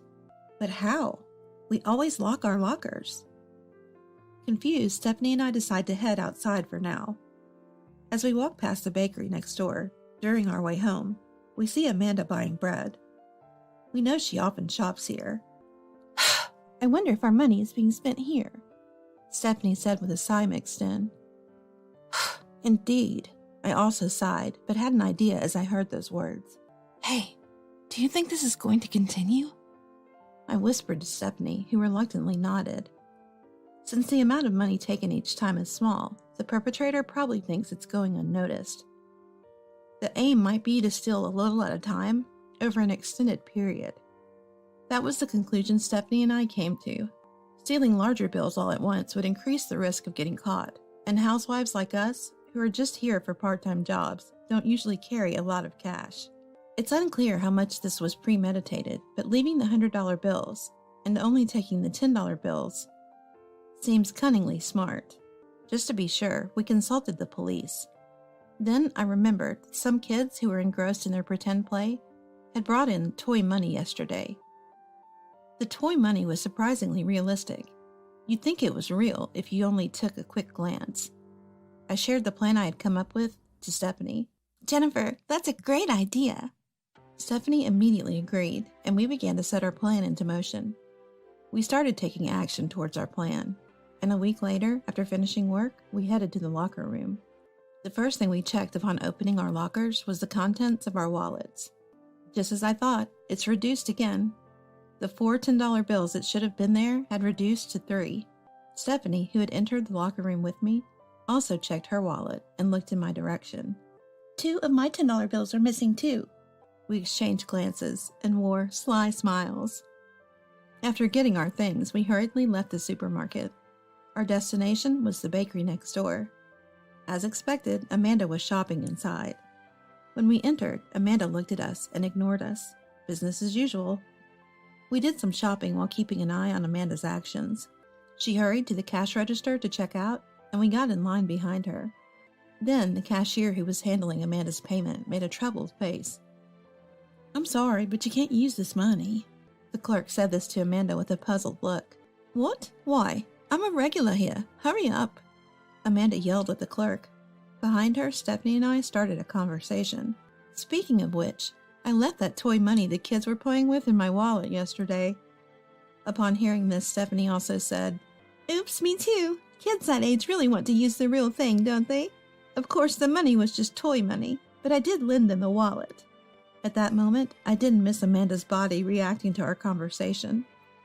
The clerk, perhaps not wanting to embarrass Amanda, was indirect at first, about not being able to use the money she had offered. But when Amanda didn't get it, the clerk was blunt. This is toy money, you know. Don't you have any real cash? Hearing this, Amanda began to panic. She took a close look at the money she had offered and went pale. Then she turns to us and says, Jennifer, could you lend me some money? Since there were no other customers around, I asked Amanda, What's the deal with that toy money, Amanda? You don't have kids, do you? A flustered Amanda was at a loss for words. I peeked over at the register and said, Oh, that money looks like what my kids were using. Mind if I take a closer look? Turning over the toy bills. I found Stephanie's child's name written on one. Flipping another bill, I found my own child's name written. Amanda, what's the meaning of this? When I said that and looked at Amanda, she went pale. We briefly explained the situation to the bakery clerk and took Amanda outside. Would you care to explain? Confronted, Amanda glared at us. You tricked me, didn't you? Hearing this, we both laughed. Well, perhaps, but isn't the real wrongdoing stealing someone else's money in the first place? Upon being questioned, Amanda incredibly began to brazen it out. It's just $10. You're calling that stealing? Stephanie and I exchanged glances at her words. Just $10. What kind of nerve do you have to say something like that? Whether it's $1 or $5, theft is theft. Even so, making me lose face like that in public? Amanda glared at us, but seemed to be at a loss for words. We put a lot of thought into this. At first, we thought maybe we were mistaken about the contents of our wallets. But both Stephanie and I noticed similar things happening multiple times, and they always coincided with days you'd come into work before leaving early. So we thought something was up. We noticed that you always shop at this bakery on your way home, and since they only accept cash, we put toy money in our wallets. We didn't think you'd actually try to use it without noticing. We thought you'd realize and stop stealing, but that wasn't the case. At my words, Stephanie also laughed. Amanda glared at us, but seemed at a loss for words. I continued. When we first noticed, we spoke to the manager, but he brushed it off as a misunderstanding. That seemed odd to us. Is he an accomplice? Because we lock our lockers, and the only person managing the spare keys is the manager. Did you use that to open our lockers without permission? I wondered if the manager was just ignoring me because he thought it was too much trouble. But if he's complicit, I can see why he'd insist it's a misunderstanding. But given Amanda's visible discomfort, we might not be far off. If you apologize and return the stolen money now, we might be willing to forgive you. We gave her the option, but she didn't seem inclined to apologize. Amanda retorted, You don't have any proof that I did it. This money was given to me. Then she stormed off, glaring at us. We had consulted the police about this, so we thought about withdrawing the complaint if Amanda apologized and returned the money. But after seeing her attitude, we were fed up. Moreover, the money exchange at the bakery could serve as solid proof, and yet she claimed it was given to her. But if that was really the case, then who would be the perpetrator? A few days later, while Stephanie and I were at work, the police showed up. The manager and Amanda were also in the back room. We had consulted the police, so they came to investigate. Amanda, perhaps scared by the police, admitted to the theft. Amanda's husband flew in, pleading with us to drop the charges in exchange for a settlement payment. There were others who had been robbed, but because the amounts were small, everyone agreed to settle. The ones who suffered the most were Stephanie and me, likely because our work schedules made it easier for us to be targeted. During the police interrogation, questions arose about how Amanda had gotten hold of the spare keys. The manager insisted he had no idea, that Amanda acted alone. But since he was the one managing the spare keys, it wasn't something a part-time worker could just take. I thought perhaps the manager, as an accomplice, had decided to throw Amanda under the bus. But what I learned later was unexpected. I had been intrigued by Amanda's earlier statement that the money was given to her, so I decided to ask her directly. You said the money was given to you. Does that mean the manager actually stole the money and you just received it from him? We had assumed Amanda was the definite thief, but the theft happened inside the locker room, where there was no surveillance camera, and the moment of the crime was not captured. I didn't intend to defend Amanda, but if there was an accomplice, blaming her alone wouldn't sit well with me, and I wanted to clear up any uncertainties. Upon hearing my question, Amanda looked down, and the manager, who saw this, became furious. Are you trying to pin this on me? You're the one who stole it. Amanda also erupted in anger. You're the one who said we should go out and have some fun with the stolen money. You gave me the spare key. You're the one who told me to shop at the bakery next door because you like it. Amanda suddenly confessed. Listening to her, it appeared that she and the manager had been having an affair. It made me feel sorry for Amanda's husband, who had to hear all this in public. However, Amanda's husband seemed to be around my age and was very composed. He had suspected the affair and said he would insist on compensation, but was not considering divorce at the moment. He would monitor the situation until the settlement and compensation money were fully paid. Just when we thought this was the end of the matter, a few days later, the manager's wife stormed in. To be precise, he was now the former manager. By the time the police arrived, the president of the company had learned about the incident and immediately demoted the manager. We're not sure what the president's plan is to do next, but for now, the manager hasn't been fired. He's been instructed to properly hand over his managerial duties. The wife who stormed in apparently called the former manager and Amanda to ask for compensation. I initially thought Amanda would quit the supermarket, but her husband told her to continue working until she finds another job, so she's still here. Because the former manager's wife came in during business hours, the regular customers also got wind of the situation.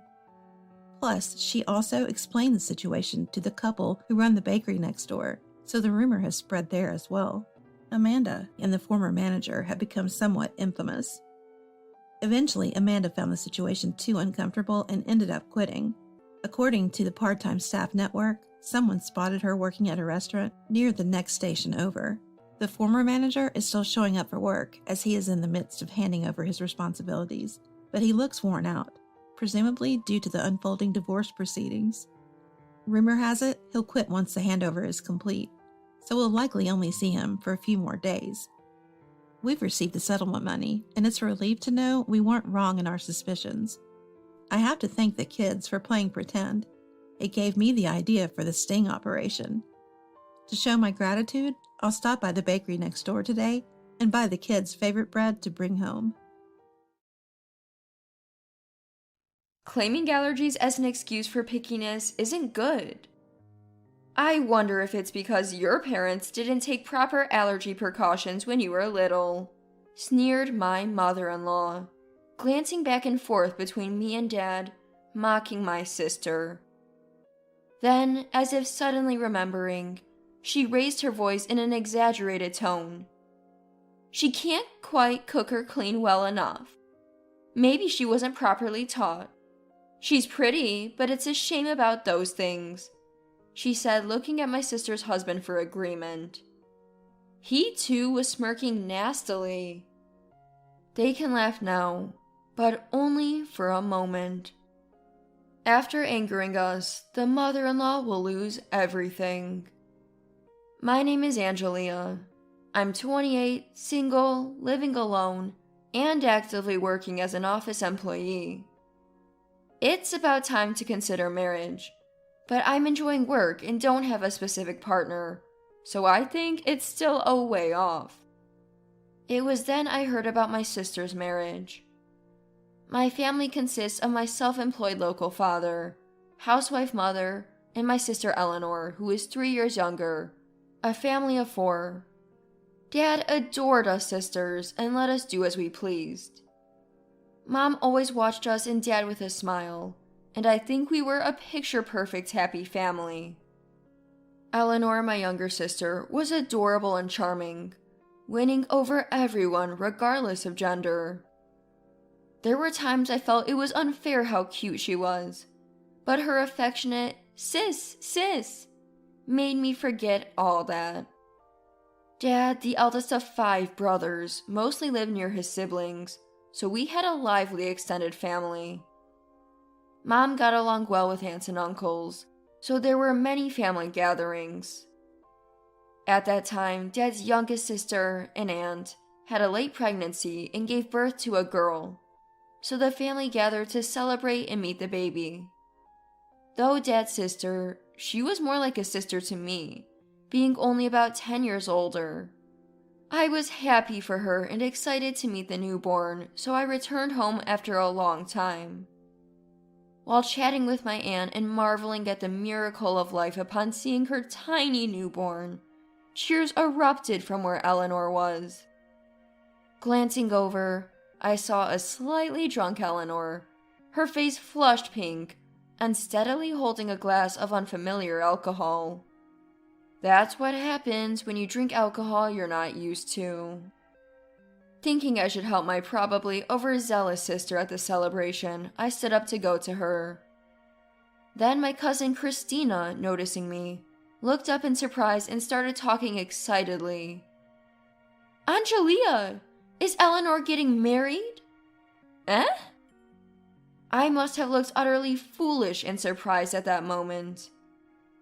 I had heard she had a boyfriend who was a tall, handsome civil servant who would pick her up after work.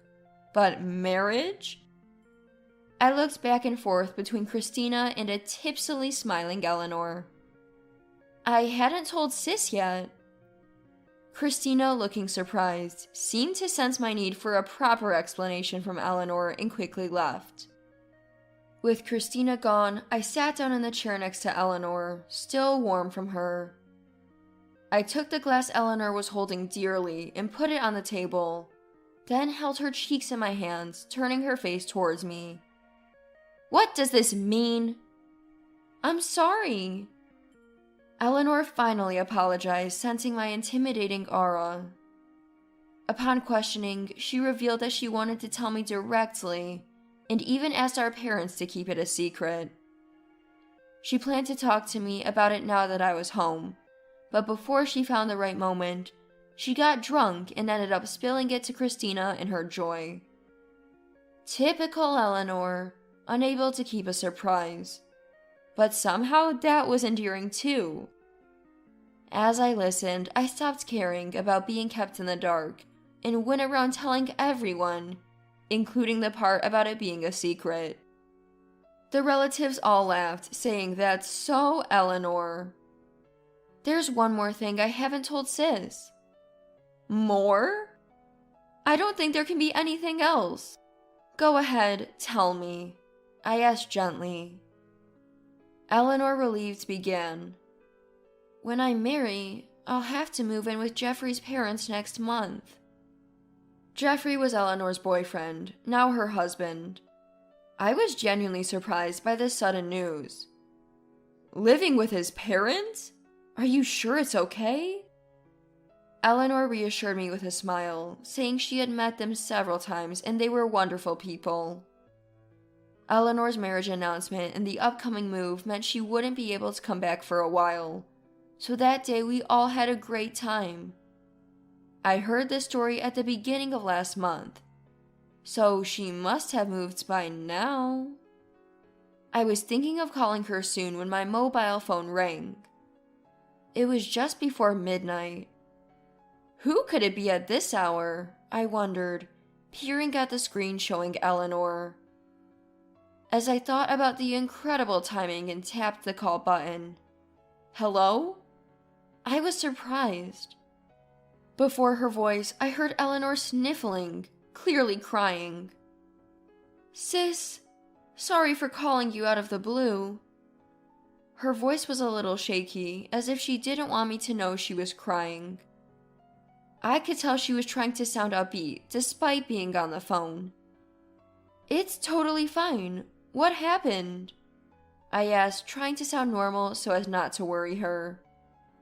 Actually, I'm at the hospital right now. Eleanor's voice broke, and she started crying. Hospital? Why? Is her husband with her? I had many questions, but I decided to listen first. I was rushed here. I'm sorry, but could you come pick me up? I wondered why she asked me instead of her husband or in-laws, but I guess they couldn't. I asked for the hospital's name and told her I'd be right there. It was late at night, so I got to the hospital quicker than expected. Eleanor was sitting small in the hospital lobby. I rushed over to her immediately. Up close, she looked much thinner than last month, and her face was pale and exhausted. I sat beside her and asked if she was okay. I'm sorry for calling so late, but I'm feeling better now. That's good, but why were you rushed here? She didn't seem to have any major injuries, so I asked what had happened. The next words from Eleanor made me doubt my ears. I ate nuts. I blurted out, "What?" Eleanor has a nut allergy. We've always been careful with her allergy, and nuts were never on our family's table. Why? Did you eat them by mistake? No, Campbell. My mind went blank. I couldn't believe someone would knowingly give her nuts. I asked if she had told mother-in-law Campbell about her allergy, and Eleanor, with tears in her eyes, turned to me and said, "Of course I did.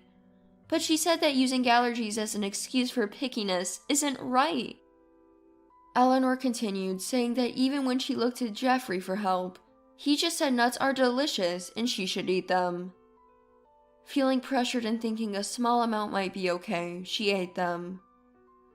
Then my breathing got worse, and when I asked to go to the hospital, no one listened, so I called an ambulance myself. Campbell even accused her of faking her illness to make her look bad. I didn't want to go back to that house, so I called you, sis. I'm sorry. As Eleanor cried and apologized, I held her hand and assured her it was okay. My hand holding Eleanor's trembled with anger. "Let's go back to my place for now. Is that okay?" "Yeah, thank you, sis." So we decided to go back to my place in my car, and on the way, I suggested consulting Dad about everything tomorrow. Eleanor was worried about troubling our parents, but I convinced her that not saying anything would worry them more. The next day, after calling in sick to work, I left with Eleanor for our parents' house. Dad, surprised to see Eleanor, greeted us at the door. Sensing something was wrong from Eleanor's condition and my serious face, Dad quickly let us in. After telling Dad everything, he muttered a quiet acknowledgement, having listened silently. "Are you feeling better now? Stay home and rest today," he said. Eleanor nodded and Dad gave her a comforting smile. Then, turning to me, he said he needed to talk. "Angelia, are you off work today?" "Yes, but why?" He wanted me to accompany him to get Eleanor's things, reasoning that there might be female-specific items she'd need. Of course, I agreed to go with Dad. To Eleanor, who looked a bit worried, I said, "Don't worry. You look pale, so rest and eat Mom's cooking, okay?" Eleanor smiled weakly, understanding. While I was worried for her, I got into Dad's car and we headed for Eleanor-in-law's house. The car ride was mostly silent, but I could tell Dad was quietly angry. Arriving at the in-laws, we rang the doorbell and Jeffrey came out. "Sister-in-law? And Marcus too?" He seems like the same smiling, good-natured young man I'd met once. I wondered if he really lacked understanding about allergies and couldn't protect Eleanor when needed. "Hello, about Eleanor." "Eleanor hasn't come home. Do you know where she is, sister-in-law?" Jeffrey interrupted, as if inconvenienced by Eleanor's absence. Biting back a retort about contacting us first if he was worried, I calmly replied, "Eleanor is at our parents' house now. After being rushed to the hospital, I picked her up and she stayed at my place." Jeffrey laughed out loud at my words. "Emergency transportation for nuts? That's an exaggeration. It wasn't serious enough to call an ambulance," Jeffrey said dismissively. I almost glared back in response, but Dad intervened. "Eleanor won't be coming back here for a while, so we'd like to take her things for now," Dad explained. Jeffrey seemed shocked at this. "Not coming back?" As Jeffrey began to confront Dad, a voice sounded from inside. "Jeffrey, what's all this commotion about?" It was Jeffrey's mother, Campbell, rushing in with loud footsteps. Campbell's face momentarily showed disgust at seeing me and Dad, but she quickly forced a smile. "Well, well, Eleanor's dad and sis, isn't it?" Though I was taken aback by Campbell's initial reaction, we exchanged greetings. "Mom, Eleanor's upset about yesterday and says she's not coming back," Jeffrey complained in a whiny tone. I had a bad feeling and secretly started recording on my mobile phone, which was set to record mode in my pocket.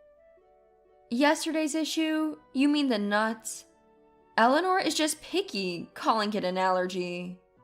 Campbell continued, her smile from before still in place. She only wanted to eat some delicious nut-filled bread. Eleanor's issue isn't about being picky. She's had a nut allergy since childhood, reacting even to food prepared with utensils used for nuts, so we've always been careful. I said, barely containing my anger. Jeffrey butted in. Well, about that, when I was little, I had a milk allergy, but Mom gradually introduced it to me, mixing it into food, and I overcame it, he boasted as if praising his mother. Campbell laughed along, agreeing. Maybe Eleanor's nut allergy is because her parents didn't take proper precautions when she was small, right? Campbell said with a sneering smile, looking between me and Dad. Then, as if remembering something, she raised her voice artificially. Eleanor's cooking and cleaning were never great. Maybe she wasn't properly taught. Pretty face, but such a shame, she said to Jeffrey, who smirked nastily. Feeling like I would explode if I stayed any longer, I announced that we would take Eleanor's belongings and asked Jeffrey to show us where they were. It's fine. Eleanor needs to overcome her allergy and learn housework, Campbell said cruelly before disappearing inside. Quickly gathering Eleanor's things, I left the in-laws' house as if escaping. On the drive back, I was filled with anger, but Dad seemed even more furious. Dad, who usually drives safely, was unusually aggressive on the road. When we got back home, Eleanor rushed to greet us. She immediately sensed something had happened and repeatedly asked if we were okay. What are you planning to do now, Eleanor? Eleanor looked as if she remembered something, then looked down. Honestly, they didn't seem concerned about you at all, I said. Eleanor looked up with a bitter smile and responded, I guess I was hoping for too much, huh? It was never going to work out. It was probably just as I had imagined, and she had a few tears in her eyes as she looked into the distance. Considering how Campbell spoke, it wasn't just this incident, but maybe there have been problems before. They threw away my food because it was too flavorful, and they spilled drinks on areas I just cleaned, she said. It was as awful as I had feared, almost too painful to hear. But I always thought we'd understand each other someday. Seeing Eleanor's tired smile made me realize how much she had endured. But after this, I realized we'll never understand each other. I think I want a divorce, she said, almost relieved. Dad nodded deeply, acknowledging her strength. You've done well so far. Leave the rest to me, he said. Eleanor and I were surprised and looked at Dad, who had a mischievous smile as if he had a plan. A few days later, Dad said we were going to pick up Eleanor's furniture, and we drove to her in-laws' house. Hey, won't we need more than 3 people to move the furniture? Dad laughed heartily. Don't worry, I've arranged everything. I wondered what he meant, but trusted Dad's assurance. As we arrived at the in-laws' house, apprehensive about meeting them again, cars started pulling into the parking lot one after another. The rural home had a spacious parking area, quickly filling up. Eleanor and I were surprised when our relatives started getting out of their cars. Now we won't have any trouble moving the furniture, Dad said, greeting the arriving relatives. I realized what he meant by arrangement. Noticing the commotion, Campbell and Jeffrey came out of the house looking flustered. Eleanor! What's this all about, bringing such a large group all of a sudden? Campbell and Jeffrey looked ready to pounce on Eleanor, so I stood protectively in front of her. Dad then stepped in front of me, smiling at the two of them. Thank you for the other day. Eleanor's planning to divorce, so we're here to collect her belongings. Campbell frowned at this. Divorce? We haven't heard anything about that, and Eleanor's belongings were already taken back, weren't they? Despite the tense atmosphere, Dad continued smiling. Most of the furniture here Eleanor had been using since living alone. We've brought about 23 relatives to help move it. With that, Dad gestured to our relatives, who started entering the house. Jeffrey tried to stop them, but ended up following them inside. Remaining outside were me, Eleanor, Dad, Campbell, and 2 others. This is a lawyer, and this young lady is Christina, a cousin of the 2. A cousin? What does she have to do with this? Campbell scrutinized Christina from head to toe and scoffed. She's just a child. Indeed, Christina was still a college student. While I wondered why Christina was here, she began to speak. I study law at university.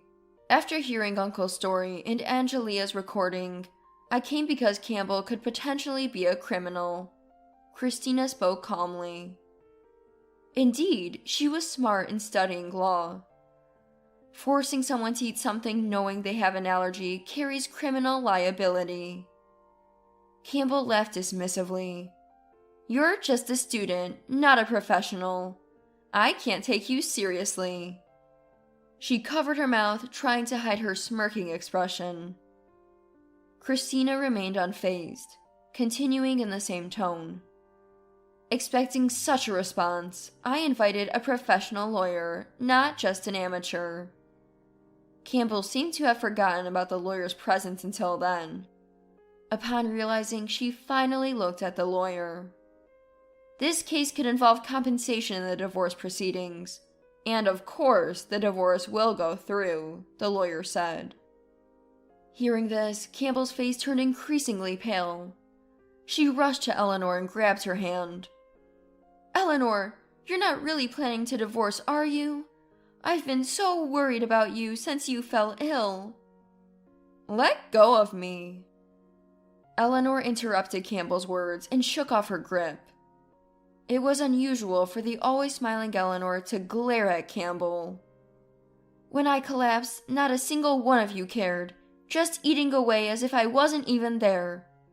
I will proceed with the divorce and claim compensation in the court, Eleanor declared firmly. Just then, Jeffrey's cry came from inside the house. Mom, all the furniture in the house is being stolen! Eleanor exclaimed in disbelief. Stolen? You're the one who brought all my furniture here without asking, claiming it was new. I bought that furniture with my own money. Campbell grabbed Jeffrey's arm to stop him from retorting. I overheard her whispering to Jeffrey about the presence of the lawyer. Thanks to our relatives' efficient work, the furniture moving was already completed. Dad, after thanking them, turned to a pale-faced Campbell and Jeffrey. We've collected all the belongings, so we'll be in touch through the lawyer.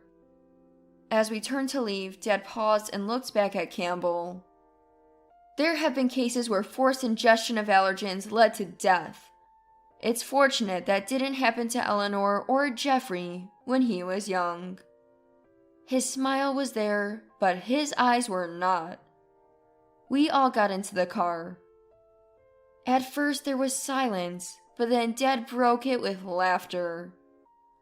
The looks on their faces were priceless.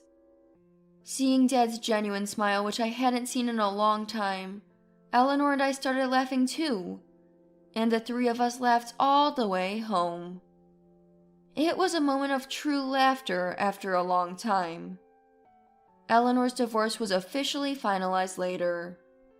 The in-laws' house was left empty after we removed Eleanor's furniture.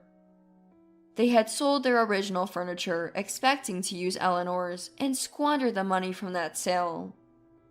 With no savings left, the in-laws' house quickly became known in the area for their harassment of Eleanor and moved away, almost fleeing.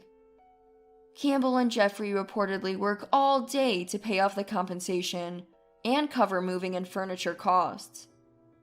Eleanor's health is slowly improving, and she is staying with me until she finds a new place. living with Eleanor again after years.